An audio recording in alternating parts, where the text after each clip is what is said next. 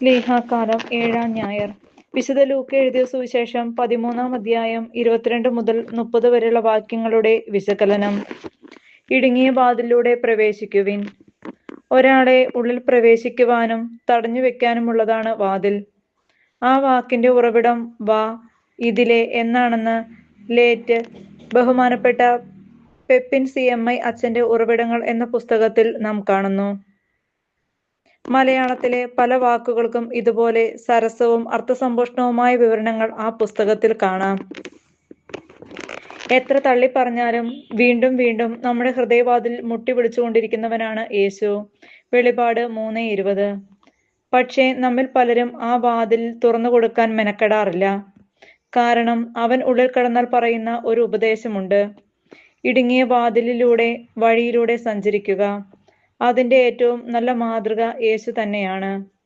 ഞാനാണ് വാതിൽ, എന്നിലൂടെ പ്രവേശിക്കുന്നവൻ രക്ഷ പ്രാപിക്കും. അവൻ അകത്തു വരികയും പുറത്തു പോവുകയും മേച്ചിൽ സ്ഥലം കണ്ടെത്തുകയും ചെയ്യും. യോഹന്നാൻ 10:9. വിശാലമായ ഹൈവേകളുടെ കാലമാണിത്. സ്റ്റേറ്റ് ഹൈവേകൾ, നാഷണൽ ഹൈവേകൾ, എക്സ്പ്രസ് ഹൈവേകൾ എന്നിങ്ങനെ പല പേരുകൾ നമുക്കിന്ന് പരിചിതമാണ്. ഹൈവേകൾ സുഗമമായ യാത്രയ്ക്ക് അത്യാവശ്യമാണ്. എന്നാൽ ലോകത്തിലെ ഇത്തരം സുഖയാത്രകളും സുഖജീവിതവും നമ്മുടെ രക്ഷയ്ക്ക് വിഘാതമായി തീർന്നേക്കാം.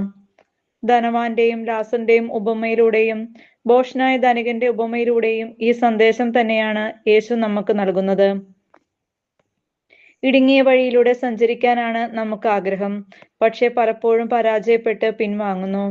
ഞാൻ നിങ്ങളോട് പറയുന്നു, അനേകം പേർ പ്രവേശിക്കാൻ ശ്രമിക്കും, എന്നാൽ അവർക്ക് സാധിക്കുകയില്ല. നമ്മുടെ യാത്ര രക്ഷയുടെ പാതയിലൂടെയാണെന്ന് തെറ്റിദ്ധരിച്ച് നാം മുന്നേറുന്നു. അനുദിന കുർബാന, കുംഭസാരം, വാർഷിക ധ്യാനങ്ങൾ, ഹൃദയം പൊട്ടുമാറുള്ള സ്തുതിപ്പുകൾ, മധ്യസ്ഥ പ്രാർത്ഥന സമ്മേളനങ്ങൾ, വചന പ്രഘോഷണ കൺവെൻഷനുകൾ, മിഷൻ പ്രവർത്തനങ്ങൾ, ദീനാനുകമ്പ പ്രവർത്തനങ്ങൾ തുടങ്ങി അനേകം പ്രവർത്തനങ്ങൾ നടത്തിയാലും അതൊന്നും യേശു ഉദ്ദേശിച്ച ഇടുങ്ങിയ ആകണമെന്ന് നിർബന്ധമില്ല. യഥാർത്ഥ വഴിയായിരുന്നെന്ന് കരുതി പ്രതീക്ഷയോടെ നാം അവന്റെ മുമ്പിലെത്തുമ്പോൾ അവൻ പറയും: നിങ്ങൾ എവിടെ നിന്നാണെന്ന് ഞാൻ അറിയുന്നില്ല. നമ്മൾ അവന്റെ നാമത്തിൽ ചെയ്തുവെന്ന് അഭിമാനിച്ചിരുന്ന പ്രവൃത്തികൾ നിരത്തുമ്പോഴും അവയെല്ലാം യഥാർത്ഥത്തിൽ നമ്മുടെ തന്നെ പേരിനും പ്രശസ്തിക്കും വേണ്ടിയുള്ളതായിരുന്നതിനാൽ അവൻ വീണ്ടും തർപ്പിച്ചു പറയും: